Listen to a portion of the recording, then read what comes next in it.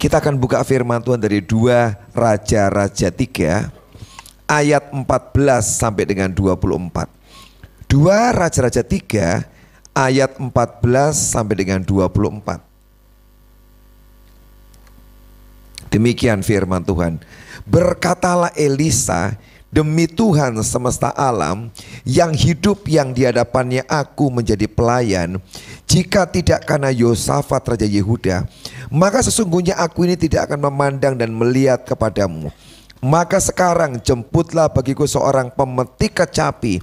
Pada waktu pemetik kecapi itu bermain kecapi, maka kekuasaan Tuhan meliputi dia. Kemudian berkatalah ia, beginilah firman Tuhan, biar di lembah ini dibuat parit-parit. Sebab beginilah firman Tuhan, kamu tidak akan mendapat angin dan hujan, namun lembah ini akan penuh dengan air, sehingga kamu serta ternak sembelian dan hewan pengangkut dapat minum. Dan itu adalah perkara ringan di mata Tuhan. Juga orang Moab akan diserahkannya ke dalam tanganmu. Kamu akan memusnahkan segala kota yang berkubu dan segala kota pilihan. Kamu akan menumbangkan segala pohon yang baik. Kamu akan menutup segala mata air, dan kamu akan merusakkan segala ladang yang baik dengan batu-batu. Keesokan harinya, ketika orang mempersembahkan korban, datanglah tiba-tiba air dari arah Edom, lalu penuhlah negeri itu dengan air. Ketika didengar seluruh Moab bahwa ketiga raja itu telah maju memerangi mereka, maka dikerahkanlah semua orang yang sanggup menyandang pedang, bahkan orang-orang lebih tua juga. Kemudian mereka ditempatkan di tepi perbatasan. Keesokan harinya, pagi-pagi, ketika matahari bersinar atas permukaan air itu, tampaklah pada orang Moab itu bahwa air di sebelah depannya merah seperti darah. Lalu berserulah mereka itu darah. Tentulah raja-raja itu saling telah terbunuh-bunuhan, yang seorang membunuh yang lain. Maka sekarang marilah kita menjarah, hai orang-orang Moab. Tetapi ketika mereka sampai ke perkemahan orang Israel, maka bangkitlah orang Israel itu lalu memukul orang-orang Moab, sehingga mereka lari dari situ. Dan makin jauhlah mereka menerobos ke dalam Moab sambil menewaskan orang-orang Moab itu. Ini cerita yang luar biasa, saudara. Bagaimana awalnya kisah ini, saudara? Satu kali orang-orang Moab itu berontak pada orang Israel. Selama ini mereka itu membayar upeti kepada orang Israel. Tapi hari itu mereka gak mau bayar lagi. Sejak Ahab meninggal, orang Moab berontak pada orang Israel. Nah, orang Israel ketika orang Moab berontak gak terima. Selama ini mereka dapat banyak upeti, dapat domba, dapat macam-macam. Moab gak mau lagi ngasih. Maka orang Israel bersama dengan orang Yehuda, bersama dengan orang Edom, mereka akan kembali menyerang Moab. Supaya apa? Moab mau lagi tunduk pada mereka. Waktu mereka berangkat, tiga raja ini, Raja Israel, Raja Yehuda, dan juga Raja Edom, berangkat menyerang Moab. Maka terjadilah waktu mereka mau berangkat, mereka tidak punya air minum. Di padang gurun mau perang, tapi hari itu mereka gak nemukan air. Nah, itu bahaya. Loh, kenapa? Sebab kalau mereka kehausan di padang gurun pasti apa? Mati. Belum perang sudah mati. Hari itu keadaan mereka lagi berat, terjepit. Mau pulang juga mati. Ya toh, mau maju menghadapi musuh gak mungkin, karena gak ada air. Air itu ya kelihatannya murah loh, tapi kalau saudara gak dapat air gak bisa minum, mati loh.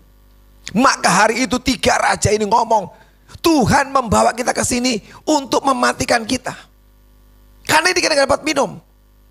Tapi di tengah-tengah kondisi yang lagi sukar itu, yang lagi sangat berbahaya buat mereka, hari itu tiba-tiba rajanya ingat, oh iya, kenapa kita nggak cari seorang nabi ya?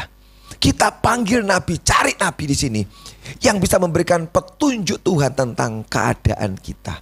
Mari kita cari suara Tuhan hari ini.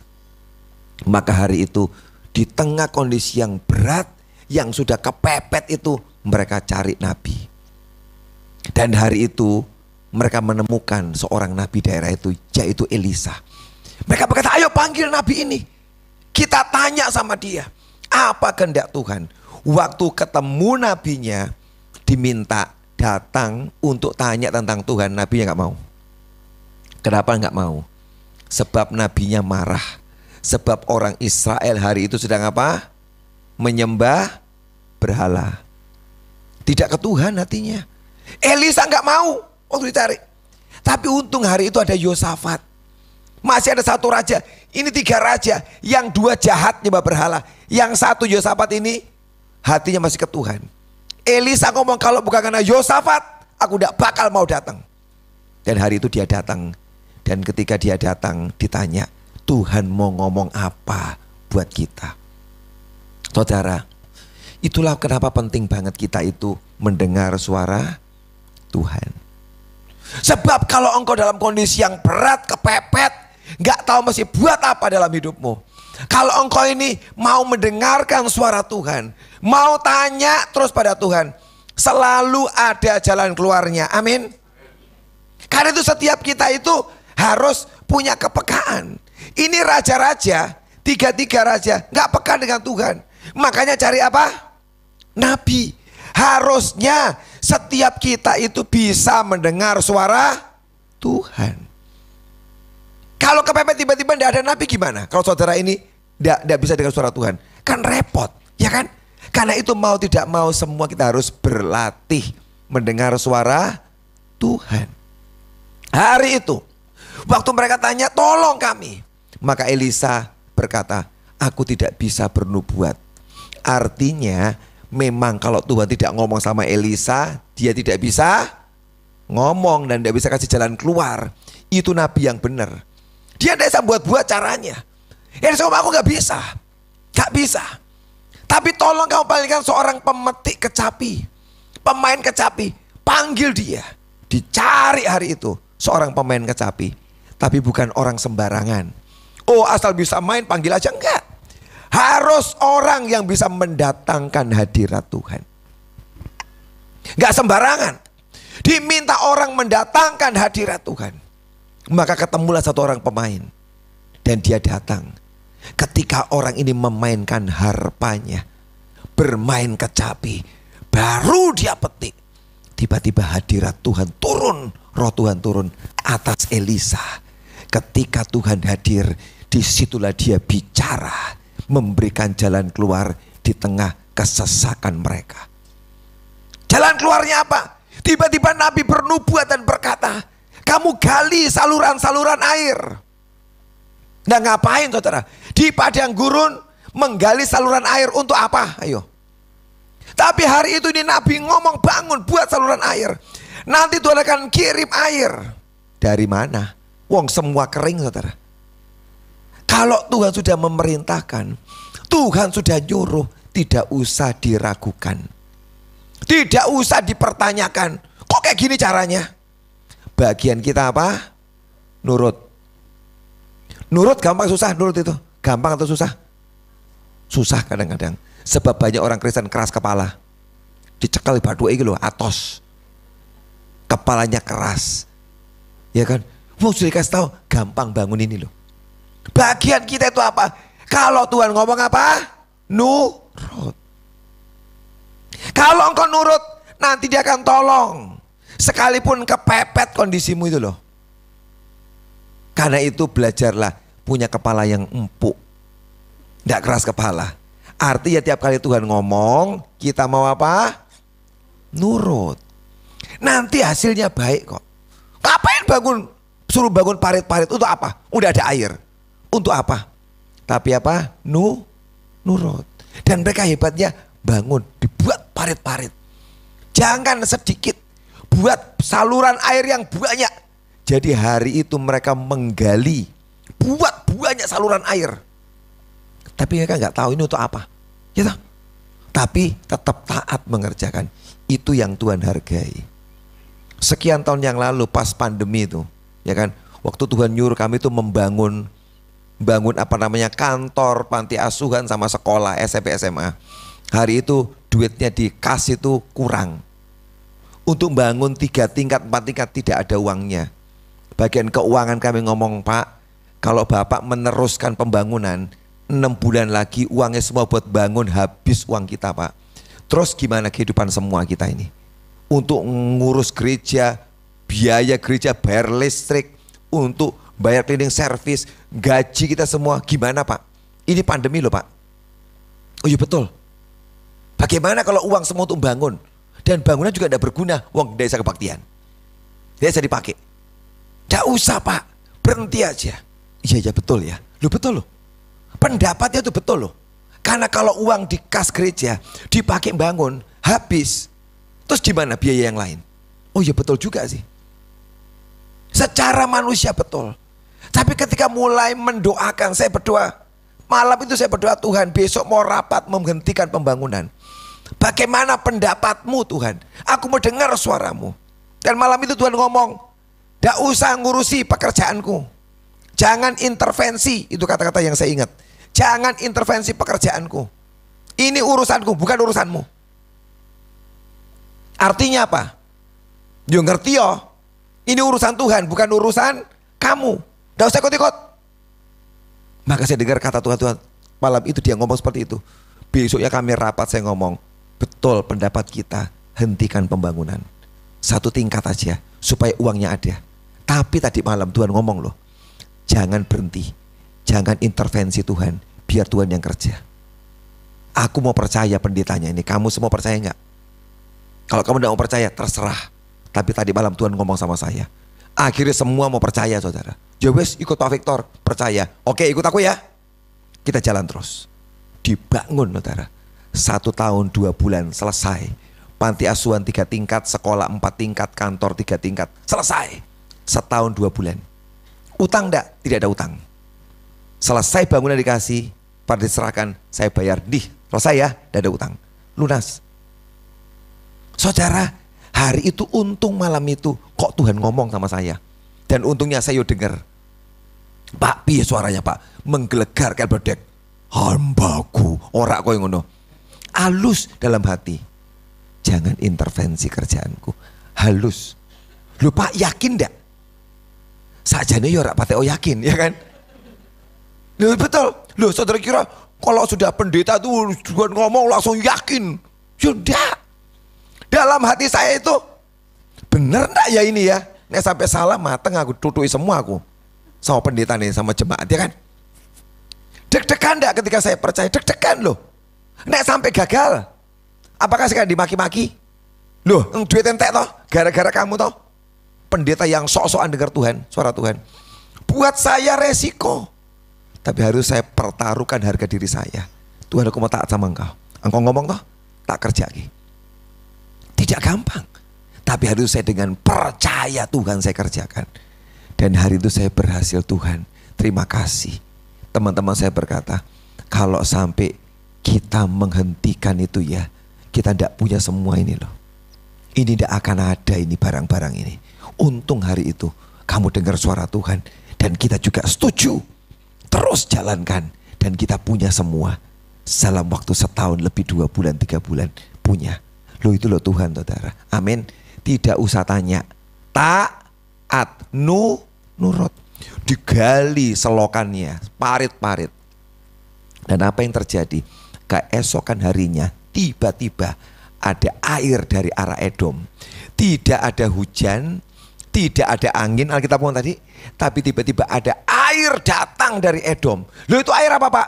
Rausa urus lagi. Dosa diurusi air dari mana? Pokoknya yang penting Tuhan yang kirim, betul loh? Loh kita itu kadang-kadang repot mikirin, loh Tuhan piye carane? Mau dijelaskan, tidak usah minta penjelasan Tuhan. Tuhan tidak pernah klarifikasi. Pokoknya kamu tak kasih. Bagaimana Tuhan caranya? Ora usah ngerti. Pokoknya yang penting dapat. Itu air dari Edom ngalir. Saya juga gak bisa membayangkan ya, bagaimana itu air datang ya. Ya toh? Dari arah Edom mengalir air. Mungkin kayak tsunami banjir yang kayak hari-hari ini loh saudara. Ya kan? Di Demak itu banjir 2 meter. Waktu mau kesini tak lihat berita Pekalongan banjir juga. Saya bilang tapi ini pasti enggak lah, aman. Ya toh, Tegal aman, jalan tolnya aman lah, enggak kena. Makanya saya berangkat, aman semua. Beritanya semua banjir. Kita nggak pernah tahu. Biarkan Tuhan yang mengirim airnya. Tugas kita apa? Membangun parit, wadah. Kalau engkau tidak punya wadah, Tuhan sedang datang melawat berembus, tidak ada wadai. Yo lewat tok, bes. Loh, senang, wah dilawat terus hilang, bes, tidak ada apa-apanya. Saya tidak mau saudara. Kalau Tuhan sedang kerja, sedang melawat, saya mau nyiapin wadah supaya lawatnya tidak bes hilang, tapi tinggal. Betul? parit-parit itu untuk membuat air yang lewat itu tinggal. Dan betul hari itu, waktu ada air datang, parit-parit itu penuh dengan air. Dan hari itu semua tentara bisa minum, tidak mati. Ternak-ternak mereka juga semua bisa minum. Dan hari itu mereka lolos dari kematian. Kalau hari ini hidupmu lagi terdesak, kepepet, kayak di padang gurun, rasanya Tuhan piye gak ada pertolongan nih Tuhan, gak ada yang menolong aku. Tenang, engkau cuma perlu satu, perkataan Tuhan. Amin. Perkataan Tuhan itu yang kau perlukan. Waktu Elisa bernubuat sebab seorang bermain kecapi, hadirat Tuhan turun. Itulah kenapa perlu banget penyembahan. Di gereja, di rumah, penyembahan perlu. Kenapa? Sebab penyembahan itu selalu menarik Roh Kudus untuk hadir. Tuhan tuh senang penyembahan. Loh betul. Kalau engkau bisa nyembah Tuhan dengan sungguh-sungguh, itu akan luar biasa saudara. Tuhan suka. Saya tuh tidak bisa main musik saudara, gak bisa. Tapi saya itu bagaimana cara saya menyanyi. Aku juga masang lagu di televisi, di YouTube itu loh. Masang YouTube lagu tak suka tak puasang.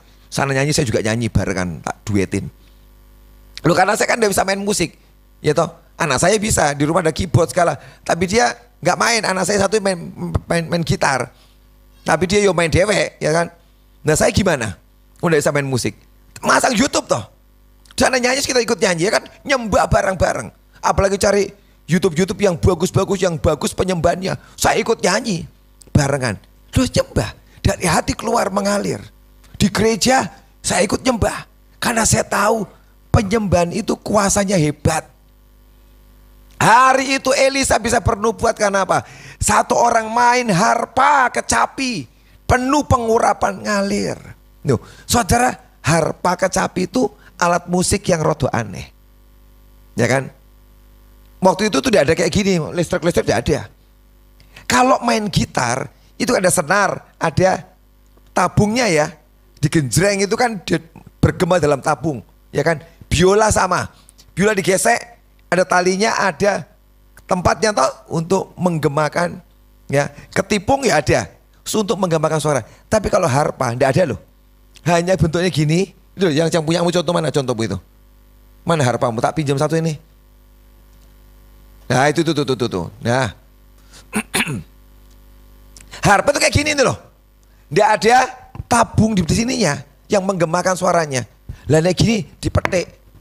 Yurano suarane loh. Hanya kecil banget, ding ding ding ding ding. Kecil banget suaranya, nggak kedengaran. Loh kok bisa ya? Yang tidak kedengaran ini kok bisa mengundang roh Tuhan? Nah, gitu.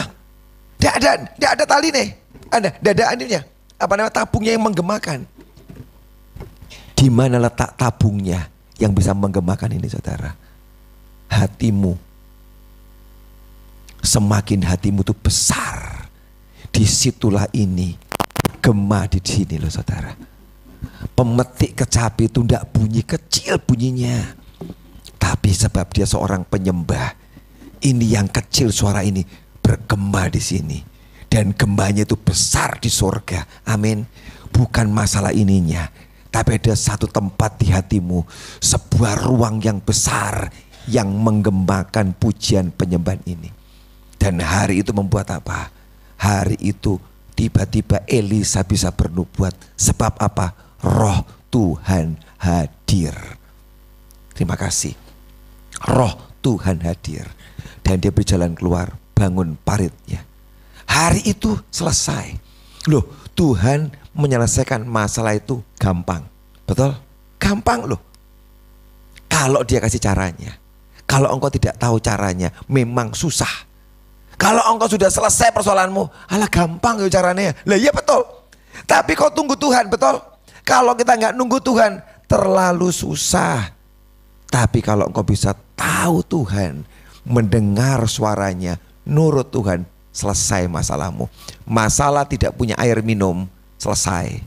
Bangun parit penuh air, selesai minum kok, gak jadi mati. Tapi yang luar biasa, tidak selesai, Tuhan nolong cuma itu tok. Bukan cuma kasih minum. Tapi hari itu apa yang terjadi? Hal yang kedua, kamu akan diberikan kemenangan. Ketika itu air parit penuh semua, parit penuh dengan air. Sekarang sudah minum dengan puas, pagi hari matahari bersinar. Sehingga di parit-parit yang penuh air itu memantulkan cahaya matahari pagi. Nek pagi matahari masih kemerah-merah toh? Merah toh pagi-pagi. Maka permukaan air itu merah semua. Loh, musuh mereka Moab waktu lihat dari jauh, wah merah. Apa artinya? Darah ini. Oh tidak mungkin toh, di padang gurun ada air, tidak mungkin toh. Oh mereka tahu tidak ada air. Tapi kok ada bahasa merah itu. Darah ini berarti Raja Israel dengan pasukannya menyerang Raja Yehuda, menyerang Edom, bunuh-bunuhan, mati kabeh. Menurut menurut Moab. Dan mereka hari itu maju untuk menjarah. Artinya kalau orang maju untuk menjarah itu siap perang enggak? Enggak. Cuma siap apa? Menjarah, ngambil harta. Gak siap. Jadi mereka datang, ayo kita masuk ke perkemahan musuh, ngambil hartanya. Waktu mereka dekat, loh ternyata hidup orangnya, tidak ada yang mati. Maka Israel, Yehuda bangkit mengejar Moab dan membunuh mereka. Habis musuhnya. Dan hari itu mereka dapat kemenangan. Loh saudara, kalau Tuhan mau nolong itu ya gampang. Waktu itu mereka hampir mati loh, tidak punya air. Justru hari itu menang dan pulang dengan hal yang luar biasa. Bukan cuma hidup, tapi apa? Menang. Saudara, Tuhan itu mau beri dalam hidup saudara semua ya. Bukan cuma urip ning dunyo. Kalau kita ini cuma ditentukan hidup tok, percuma saudara, susah gitu. Dunia ini banyak kesusahan, tapi hidup, tapi juga berkemenangan. Itu loh Tuhan mau ngasih buat saudara, hidup dan apa? Berkemenangan. Kalau hidup kalah terus, tidak enak, betul? Hidup gagal terus enak enggak? Tidak enak. Hidup itu tidak ada artinya loh, kalau hidup kalah terus. Tapi dia berkata, diberikan kehidupan, tapi juga apa? Kemenangan. Kuncinya di mana? Taat sama Tuhan. Dengar suaranya, dia pimpin dan tuntun hidupmu saudara. Ketidaktaatan itu memang bahaya saudara. Saya nggak usah bacain ceritanya. Kenapa roh Tuhan meninggalkan Saul? Bukan karena Saul berzina, enggak. Cuma salahnya Saul adalah apa? Tidak taat. Jadi jangan gini, Allah cuma tidak taat atau enggak apa-apa. Loh, aku kan enggak berzina, tapi tidak taat. Lebih berat dosanya saudara. Saul itu enggak taat, apa yang dikerjakan? Waktu dia perang melawan orang-orang Agag itu ya, rajanya Agag ya, orang Amalek. Perang, Tuhan ngomong gini, tangkap rajanya, bunuh rajanya, dan semua ternaknya matikan. Tidak boleh dibawa pulang. Ketika Tuhan ngomong, Saul dengar enggak? Oh ya dengar. Siap Tuhan, ya toh? Biasa toh. Siap Tuhan. Akan dikerjakan. Bunuh rajanya, kedua bunuh semua ternak jarahannya. Jangan diambil, bunuh. Siap Tuhan. Waktu dia perang, dia sudah kalahkan tentara Amalek. Dia ngelihat rajanya, minta belas kasihan, Bu, enggak usah dibunuh. Terus Saul bilang, iya, enggak usah dibunuh ya. Allah enggak apa, enggak. Biarkan dia hidup, enggak dibunuh. Waktu dia lihat ternak-ternaknya, eman ya, kok gemuk-gemuk ya. Kalau ternak gemuk itu bagus. Nek kita gemuk kurang disukai orang itu. Nek ternak itu memang harus gemuk. Tapi nek orang itu kurang seneng ya, kok lemu gitu. Tapi nek ternak harus gemuk. Kita nah, langsing, jangan kurus, langsing. Aku nih piye Pak, kok gemuk? Tidak apa-apa, tenang aja saudara ya. Tidak apa-apa. Udah dinikmati hidupnya. Tidak usah minum kakek obat pelangsing malah sakit nanti. Udah bersyukur aja, ya kan? Nah hari itu disuruh bunuh, gak dibunuh rajanya. Ternaknya juga tidak dibunuh, disimpan, dipertahankan. Nah itu loh, tidak taat. Walah cuma gitu toh aja. Datanglah Nabi Samuel kata, kamu ya tidak taat ya. Disuruh sama Tuhan, kamu tidak taat. Sedianya Tuhan mengokohkan kerajaanmu. Sebab kau tidak taat, maka hari ini akan diambil, diberikan kepada orang lain yang berkenan di hatinya. Tidak taat, hati-hati dengan dosa tidak taat. Itu bukan kecil loh. Bayangkan eman-eman toh, raja diambil haknya, kasih ke orang lain. Jadi kalau engkau tidak taat, hakmu, bagianmu dikasih ke orang lain. Tapi kalau engkau taat, hak orang lain dikasih sama kamu. Ayo, milih. Betul. Ketidaktaatanmu punyamu diambil kasih orang lain. Kalau engkau tidak taat loh. Tapi kalau engkau taat, punya orang lain diambil kasihkan kamu. Milih mana? Diambil apa dikasih? Hah? Harus taat. Taat, belajar. Walaupun saya tadi ngomong tidak gampang. Taat itu tidak gampang. Belajarlah taat. Sejak Saul tidak taat, Saul menjadi gila. Sebab roh jahat itu ganggu dia selalu. Karena gini, Tuhan tidak dengan Saul lagi. Kalau Tuhan tidak menyertai Saul, maka yang menyertai dia siapa? Yang ganggu siapa? Roh jahat. Loh gitu loh, setiap kali Tuhan undur dari hidup kita, tidak menyertai kita, maka setan senang banget tuh. Oh tak sertai aku aja ya. Nah, setan tuh suka menyertai kita, pengen banget menyertai kita. Mau tidak disertai setan? Hah? Siapa yang mau disertai setan angkat tangan? Aku udah mau. Merinding-merinding tok loh di sini. Disertai setan. Tuhan itu pengen menyertai kita. Tapi kalau engkau tidak mau taat, tidak mau taat. Duh, ketaatan kok seberat itu ya Pak? Loh betul gitu. Kalau engkau mau taat, engkau sedang berdiri bersama Tuhan. Taat. Masuk dalam timnya Tuhan. Timnya Tuhan. Taat tuh. Kalau engkau tidak taat, artinya kau menentang Tuhan. Betul? Kau masuk timnya siapa? Hah? Timnya siapa? Timnya siapa? Setan. Wis. Karena engkau tidak setuju dengan Tuhan. Tidak taat dengan dia. Bisa masuk akal enggak? Nek kita taat, kita tanpa Tuhan. Aku nurut Tuhan, melu Tuhan, ikut ya. Kalau kau tidak taat, aku tidak mau ikut tanpa kamu Tuhan. Aku beda kok. Ya wis, melu tipe apa? Setan. Makanya kenapa Saul kok dirasuk setan? Yo gara-gara itu gak mau taat. Sejak itu gila. Tapi bagaimana caranya supaya orang yang stres ini, rakyatnya lihat, orang-orang istananya, menterinya, ini masa akhir aja nih ya, kok kayak gini ya. Sewaktu-waktu tiba-tiba jadi stres gila gitu. Maka carilah seorang pemain kecapi. Loh kok bisa mikir gitu ya? Tiap kali ini stres, cari pemain apa? Kecapi. Ditemukanlah siapa? Daud. Daud dipanggil main kecapi. Saya mau tanya, kecapi dia kayak gitu tadi itu loh. Tidak ada tabungnya yang dung dung dung, tidak ada. Kecil, ting ting ting ting mungkin. Senarnya ditarik, kecil bunyinya. Tapi kok setan bisa lari? Setiap kali Daud datang, setannya lari loh. Kenapa? Sebab dia nyembah dari hatinya dengan permainannya itu. Permainan penyembahnya Daud itu bukan ngusir setan. Permainan kecapi Daud tidak mengusir setan. Permainannya Daud, penyembahnya itu mengundang roh Tuhan datang. Kalau roh Tuhan datang, mau tidak mau, setan pergi. Bukan main ben setan lu enggak. Dia main itu, dia nyembah, roh Tuhan datang.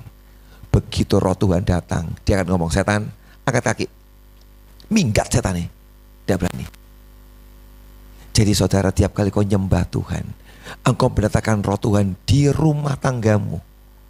Semua setan ngamuk, kemarahan, keributan, pertengkaran, emosi, minggat dari rumahmu. Kenapa?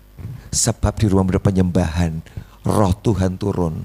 Semua setan marah, setan ngomong kasar, setan ngomong kotor, setan pengen cerai, setan mau apa semua aja. Hilang, minggat semua. Kenapa? Roh Tuhan hadir di rumah tanggamu. Amin. Kalau engkau pengen tenang rumah tanggamu ya, menyembah Tuhan, pasang penyembahan, tenang rumahmu saudara. Istri saya itu lebih radikal daripada saya. Di rumah itu 24 jam ayat-ayat terus dibaca loh saudara. Ayat firman loh. Tidak pernah berhenti rumah saya itu penuh dengan ayat firman tiap hari. Baca terus 24 jam. Di rumah dipasang. Rumah dirapi terus pokoknya. Penyembahan saya masang lagu-lagu penyembahan pagi. Terus rumah itu dibersihkan atmosfernya. Sehingga pengen ngamuk itu tidak bisa. Sebab setan tidak bisa masuk. Lah piye? Iso marah ayo piye? Adanya senyum terus. Ya, kayak itu loh, kayak setiap hari itu kayak ini. Kayak hari raya Idul Fitri. Saling memaafkan terus, ya toh. Lu setan piye udah punya tempat kok. Itu. Dan kayak kayak Cynthia terus. Saling memberi angpau. Enak loh. Karena setannya tidak ada. Tapi kalau sampai saudara ini Tuhannya tidak ada, maka yang terjadi itu bukan Idul Fitri, bukan Cynthia, adanya apa? Hari buruh. Kerja terus ngamuk, demo sidik dipecat ya toh. Ya itu hari buruh ya kan. Adanya itu tidak ada. Valentine itu kasih sayang apa tidak ada. Tapi kalau roh Tuhan datang, ada hari Valentine, ada hari Idul Fitri, ada hari apa tadi?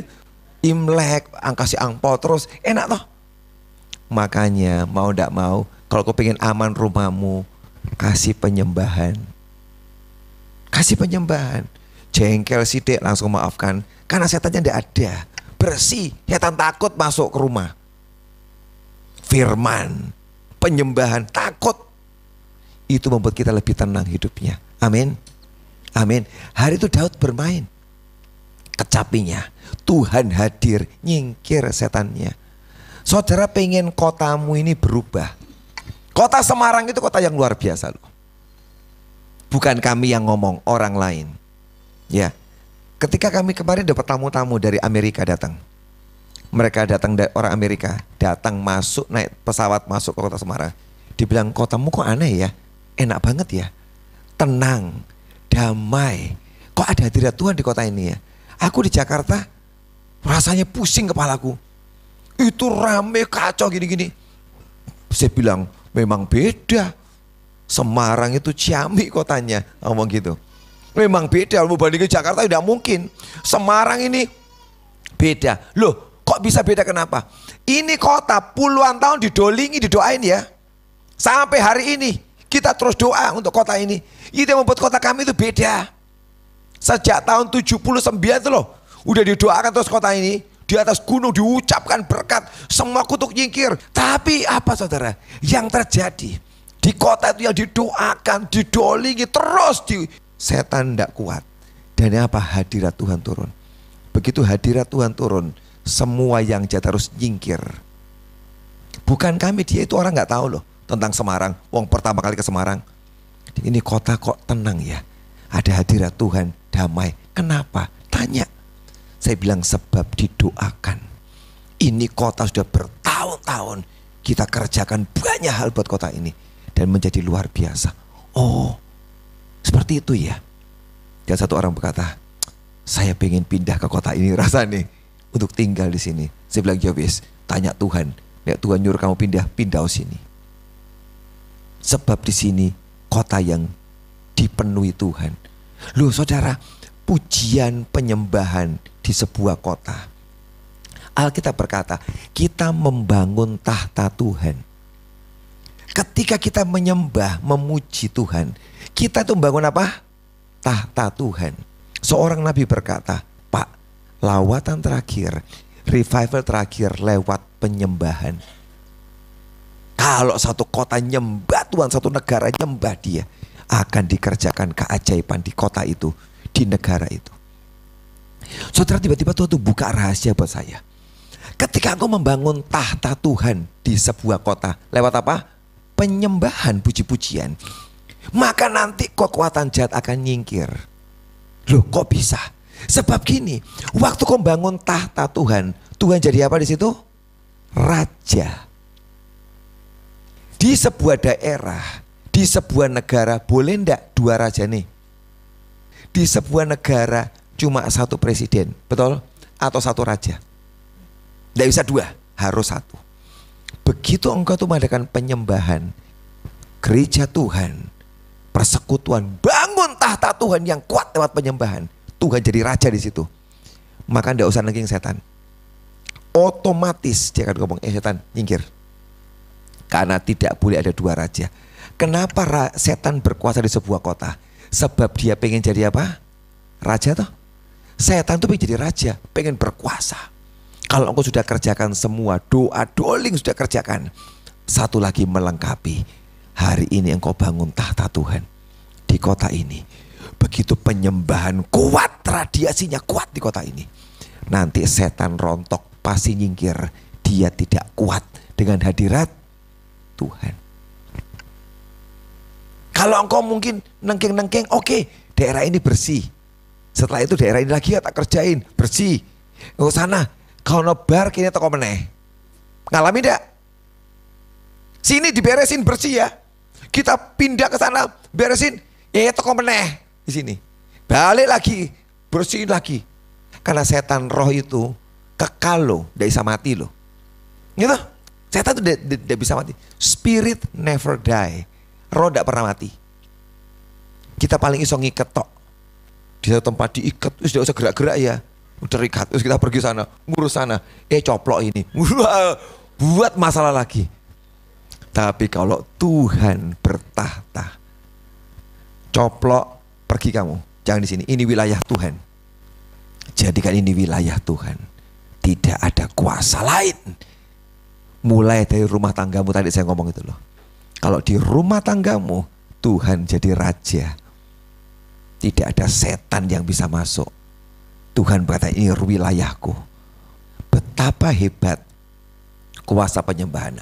Kami itu di gereja sekian minggu ini ngalamin sesuatu yang luar biasa. Selama ini kami udah nyembah Tuhan, bagus penyembahannya. Tapi Tuhan nambahkan sesuatu yang baru. Jadi tidak pernah puas dengan apa yang ada. Tuhan ngomong tentang prophetic worship. Penyembahan yang prophetic. Ada seorang teman yang datang hamba Tuhan, dia ngajar. Wah bagus. Prophetic worship di gereja. Jadi ketika kita nyembah, nanti kita tunggu Tuhan mau ngomong apa di sana. Saya senang ketika tiba-tiba kebuka sebuah pewahyuan buat saya. Dalam penyembahan Tuhan ngomong apa. Tiap kali menyembah Tuhan saya tuh nunggu Tuhan ngomong apa, Tuhan ngomong apa. Sampaikan pesanmu buat jemaat ini. Dan saya tuh senang banget saudara. Begitu ada pewahyuan baru, wah senang luar biasa saudara. Karena ketika sedang nyembah Tuhan, saya nyembah Tuhan di gereja, saya tuh bisa ngelihat macam-macam loh saudara. Sesuatu yang dulunya biasa-biasa sekarang mulai ditambahkan luar biasa. Lagi penyembahan nih, ngelihat kayak ada singa yang mengaum dengan kuat di dalam kita. Lah, ini dalam kita tuh diberikan keberanian loh seperti singa. Dia berikan keberanian. Ayo mulai doa. Sungguh-sungguh terima keberanian. Semua yang takut-takut doa punya keberanian. Habis saya doa, pendetanya bisa ngomong gini. Tahu enggak tadi aku lihat waktu kita lagi berdoa nyembah Tuhan. Itu Tuhan hadir tengah-tengah kita. Seperti singa Yehuda. Dan dia pakai mahkota, dia lewat aku lihat. Itu singa jantan yang gagah. Pakai mahkota. Saya tahu itu Tuhan yang datang, roh Tuhan. Singa Yehuda. Dia bilang wah luar biasa ya. Singa Yehuda memberikan kita semua ini jadi singa-singa juga ya toh. Jadi orang yang bold, yang punya keberanian, yang luar biasa. Saya lihat Tuhan, Engkau hebat ya Tuhan. Engkau luar biasa ya Tuhan. Itu Tuhan lagi nyembah. Ngelihat lagi penyembahan. Lihat itu kunci-kunci diturunkan dari surga. Saya bilang cepat ambil masing-masing yang perlu ada masalah. Ada sesuatu yang masuk dibuka Tuhan ngasih kunci-kunci. Loh di tengah-tengah penyembahan. Profetik tiba-tiba diucapkan semua. Dan mereka kalau bisa ngambil, kalau mereka percaya dan mau ngambil, akan terjadi terobosan. Saya bilang Tuhan betul ya. Kita ini punya kuasa dalam sebuah penyembahan. Karena itu saudara, naikkan level penyembahanmu di sini. Amin. Kalau semakin kuat. Banyak orang datang ke tempat ini, penuh. Tidak cukup tempatnya. Tapi yang kedua, kotamu ini bersih. Jadi kota yang sangat nyaman. Kalau orang datang ke sini, bukan cuma ngiling-ngiling tahu, tapi iling ono Tuhan di sini. Lu betul, ada Tuhan. Nah, ketika kemarin datang saudara, orang-orang itu tamu-tamu kami itu datang, ada orang Amerika datang, dan Dia ngomong gini, aku tuh kering hidupnya loh. Aku tuh bertahun-tahun ngalamin kekeringan. Tapi aku datang ke gerejamu ya. Kok aneh ya? Dia bisa nari. Dan aku tuh dipenuhi Tuhan Roh Kudus lagi loh. Di tempat ini. Aku puas banget. Dan aku itu dalam penyembahan. Aku tuh bisa diangkat ke sebuah tempat. Yang aku gak tahu itu apa. Apakah itu surga? Aku juga gak tahu. Itu tempat yang sangat indah. Waktu dia nari geblak-bluk. Terus sementara waktu itu dia diam gitu. Dia bilang, aku tuh diangkat tahu enggak, ke sebuah tempat yang aku tidak tahu itu apa. Tapi sangat indah tempatnya. Aku udah lama enggak ngalamin. Ngalami lagi loh saudara. Betapa hebatnya sebuah penyembahan. Setan diusir. Engkau akan mengalami cara-cara Tuhan menerobos persoalanmu. Ya toh? Selesai persoalannya. Tapi yang ketiga, dia akan membawa engkau dalam sebuah pengalaman dengan Tuhan yang dahsyat, yang luar biasa. Karena itu ingin nih penyembahan. Cari Tuhan dengan sungguh-sungguh. Maka hari itu dia akan memberikan kemenangan yang dahsyat, yang luar biasa. Mazmur 149. Mazmur 149 ayat 6 sampai 9. Biarlah pujian pengagungan Allah ada dalam kerongkongan mereka. Dan pedang bermata dua di tangan mereka. Untuk melakukan pembalasan terhadap bangsa-bangsa. Penyiksaan terhadap suku-suku bangsa, untuk membelenggu raja-raja mereka dengan rantai dan orang-orang mereka yang mulia dengan tali-tali besi, untuk melaksanakan terhadap mereka hukuman seperti yang tertulis, itulah semarak bagi semua orang dikasihnya. Haleluya. Mazmur 49. Kalau kita baca atasnya tentang nyanyian kemenangan bagi orang Israel, hari itu mereka diajari nyanyi. Nyanyikanlah bagi Tuhan nyanyian baru, pujilah. Jadi hari itu mereka diajari nyembah. Puji Tuhan, muliakan dia. Tuh, tapi yang luar biasa, ketika pujian di mulut mereka, dikatakan pedang bermata dua di tangan mereka. Loh saudara, waktu kau sedang memuji menyembah Tuhan dengan sungguh-sungguh, tiba-tiba pedang itu di tangan mulut saudara. Ada senjata yang Tuhan berikan. Makanya tiba-tiba saya tuh ngerti. Karena Nabi itu ngomong gini, ada senjata baru diberikan buat kamu. Selama ini kan kita belajar, dapat senjata macam-macam toh. Ketomong keselamatan, betul, semua akan dapat. Tapi ada lagi senjata baru. Waktu apa? Waktu ada pujian di kerongkongan mereka. Pedang bermata dua di tangan mereka. Tiap kali kau nyembah Tuhan, dia berikan sebuah pedang di tanganmu. Untuk apa? Menghabisi musuh-musuhmu dan lawan-lawanmu. Dia kasih. Dan untuk apa? Melakukan pembalasan terhadap bangsa-bangsa, penyiksaan terhadap suku-suku bangsa. Ini bukan cuma ngomong bangsa loh, tapi spirit-spirit yang menguasai bangsa. Tiap kali kau nyembah, engkau sedang bawa pedang dan menghabisi semua musuh-musuh dalam hidupmu.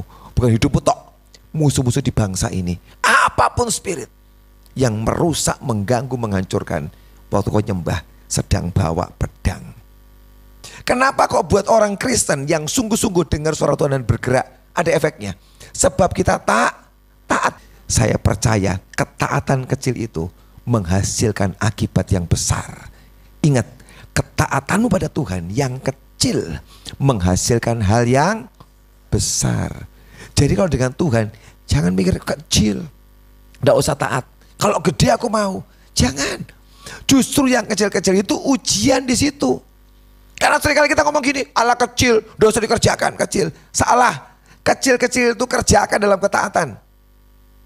Kerjakan dalam kesungguhan. Akan menghasilkan sebuah kebaikan buat hidup saudara. Jangan sampai saudara salah dan kalah dan tidak mentaati Tuhan. Kalau ngomong taati Tuhan sungguh-sungguh, perkara kecil mendatangkan akibat yang besar, yang luar biasa. Hana itu mamanya Samuel. Itu seorang wanita yang profetik loh. Jadi saudara, kita tuh perlu yang profetik, tapi jauh profetik yang tidak ada hasilnya. Sungguh-sungguh minta Tuhan aku mengerjakan secara profetik sampai jadi kenyataannya juga. Banyak orang capek hidupnya. Loh kok capek kenapa Pak? Profetik tok gini tapi tidak ada hasilnya. Saya itu bersyukur punya keseimbangan. Saya itu orang profetik, tapi aku juga melihat ada hasilnya. Amin. Ada hasilnya. Sebab kalau cuma profetik tok capek, tidak ada hasilnya. Tapi saya sungguh-sungguh melihat hasil Tuhan yang luar biasa. Tiap kali mengalami yang profetik. Kalau Tuhan, aku percaya aku dapat kunci, buka pintu-pintu. Saya tuh ngalami loh. Nanti ada yang nutup, ada yang susah, kebuka loh saudara. Loh betul. Enggak cuma kunci-kunci gantung-gantung gitu enggak. Tapi saya berdoa, Tuhan mbok jangan kuncinya tok aku megah. Mbok beneran jadi kunci nih. Loh, kunci profetik yang saya dapat berubah loh jadi kunci mobil. Lah itu asik toh ya toh. Lah ini cuma gantungan kunci, tetap gantungan kunci kan sedih toh saudara. Aku koleksi gantungan kunci tok. Jangan mau. Saya ngalamin kunci gantungan yang saya dapat profetik itu berubah jadi kunci mobil. Ya betul. Dan Tuhan buka pintu buat aku Tuhan. Ini aku tuh mau beli mobil tapi tidak punya duit. Mau beli mau. Karena uang saya tak untuk bangun rumah itu loh. Tidak bisa untuk beli mobil. Untuk nyicil rumah. Mosok duitnya mau tak beli mobil. Tidak bisa. Harus bayar dulu. Orang yang bangunin rumah saya. Tak bayar. Tidak mungkin beli mobil. Tapi aku pengen beli mobil Tuhan. Nah ya toh. Susah toh. Orang iso duit beli mobil tapi pengen. Tapi saya percaya punya kunci aku ini Tuhan. Punya kunci yang buka. Kan bukankah engkau berkata buat dikasih kunci? Loh apa yang Tuhan kerjakan saudara? Saya minta Tuhan, piye cara kasih aku mobil ya Tuhan? Aku beli tidak bisa pasti, karena lagi cicil rumah. Tapi aku tahu engkau bisa bukain pintu buat aku. Ngasih mobil. Ada pendeta ngirimin saya mobil loh. Pendeta ngirimin loh. Kan tidak masuk akal toh? Loh tapi buat Tuhan tuh tidak apa-apa masuk akal. Yang penting kamu itu percaya, bukan cuma profetik, jadi kenyataan Tuhan. Berubah loh kunci profetik itu jadi kunci mobil loh. Dikirim kantor saya satu hari mobilnya datang. Dan saya akhirnya bisa punya mobil saudara. Sebab apa? Tuhan. Orang yang ngasih tak tanya satu kali, dia cerita, Pak, Bapak itu disayang Tuhan loh. Wah, piye sayangnya? Disayang Tuhan loh Bapak itu. Piye itu ceritanya? Tahu enggak Pak? Saya itu satu kali diomongi Tuhan, ada suara, kasih hambaku Victor mobil ditangking dalam nama Yesus. Dalam nama Yesus. Dia cerita loh. Ini orang jujur sama saya kan dekat teman dia. Tak tengking ya Pak. Tak tengking tambah buanter suaranya. Mungkin Tuhan ngomong kurang ajar ya aku ya. Kok mbok tengking ini loh. Makin kencang suaranya. Akhirnya dia tidak tahan. Ya wis Tuhan aku mau. Tapi gini Tuhan, kasih tanda satu. Suamiku juga harus mau. Aku kan istri. Itu suami harus mau juga ngasih. Maka dia ngomong sama suami, semoga suaminya tidak mau ngasih. Nek sampai tidak kompak, tidak ngasih. Dia akhirnya ngomong, Jo, aku disuruh Tuhan ngasih mobil sama Pak Victor. Suaminya gak jawab, diem boy. Kamu kok gak jawab, kenapa kok dingkluk? Kenapa? Diem aja, tidak jawab saudara, suaminya. Akhirnya ngaku, 3 bulan lalu Tuhan suka ngomong sama aku 3 bulan lalu. Kamu ya, dipendem lah, aku juga tak tengkingi yuk. Dalam nama Yesus, dalam nama Yesus. Sudah tahu mobilnya kayak apa, aku tahu tuh udah ngomong kayak gini mobilnya, kasih sama dia. Jadi suami istri dua-dua diparani Tuhan saudara. Suruh ngasih mobil loh. Tuhan luar biasa toh. Akhirnya mereka berdua mau tidak mau sudah 2 orang. Timbang terjadi hal yang buruk gitu. Mending langsung ya taat langsung hari itu dia telepon dealer. Tolong kirim mobil ke sana. Langsung dikirim hari juga mobilnya. Siapa dua-dua sudah diomongi Tuhan. Kasih saudara. Loh itu loh Tuhan. Dia bisa memaksa siapa aja ngasih saudara. Kalau engkau sungguh-sungguh percaya dengan Tuhan, dia bisa nolong hidupmu. Amin. Dia bisa ngasih kunci-kunci profetik berubah jadi kunci mobil. Bisa jadi kunci rumah loh saudara. Ya toh? Bisa jadi kunci sepeda motor. Terserah mau jadi kunci apa terserah wes. Kunci berangkas juga bisa. Sembarang dia bisa buka. Saya ini orang yang profetik. Tapi saya juga percaya Tuhan. Bukan cuma tanda-tanda toh, tapi jadi kenyataan. Amin. Tadi kuncinya satu. Dengarkan Tuhan. Dengarkan suaranya dan perintahnya. Dan engkau tetap dalam sebuah penyembahan hidupmu. Nanti dia akan bukain engkau pintu-pintu keajaiban. Hari itu pasukan untuk pulang dengan kemenangan besar. Harusnya mati kehausan. Pulang dengan sebuah kemenangan dan jarahan besar dari Moab. Dia masuk ke Moab, dia kalahkan orang Moab, diambilin barangnya. Mereka balik jadi orang-orang yang lebih kaya lagi, lebih luar biasa. Amin. Hari ini dengarkan dia, taati dia, dan kau lihat ada banyak pintu yang dia buka dalam hidup saudara. Amin. Mau taat? Amin. Hamba doakan di setiap keluarga dan rumah tangga ada tahta Tuhan dibangun di sana. Tahta Tuhan dibangun di rumah demi rumah. Ketika Tuhan jadi raja di rumah kami, tidak ada lagi kuasa kegelapan yang bisa mengganggu keluarga kami. Tidak ada yang bisa memprovok kami. Tidak ada lagi. Sebab Tuhan Yesus jadi raja.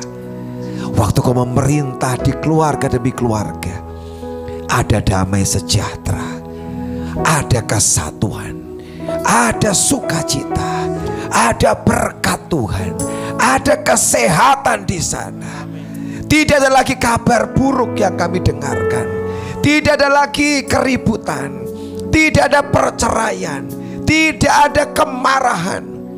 Yang ada damai sejahtera Tuhan dan sukacita. Kami mau Tuhan membangun di keluarga kami tahta-Mu Tuhan. Jadilah raja buat kami. Jadilah raja di keluarga demi keluarga dalam nama Yesus. Hamba doakan malam ini keluarga-keluarga menjadi tenang, damai. Tidak ada perpecahan, keributan lagi. Selesai. Sebab Tuhan Yesus menjadi rajamu di rumah. Sembah dia di rumahmu. Tinggikan dia di rumahmu. Dan dia akan memerintah semua dengan baik. Engkau rohmu seperti hujan turun di atas hidup setiap kami. Seperti hujan turun membasahi hidup kami. Terima kasih Tuhan, terima kasih. Kami bersyukur buat malam hari ini. Kami bersyukur. Demi nama Yesus kami berdoa. Dan semua yang percaya sama-sama katakan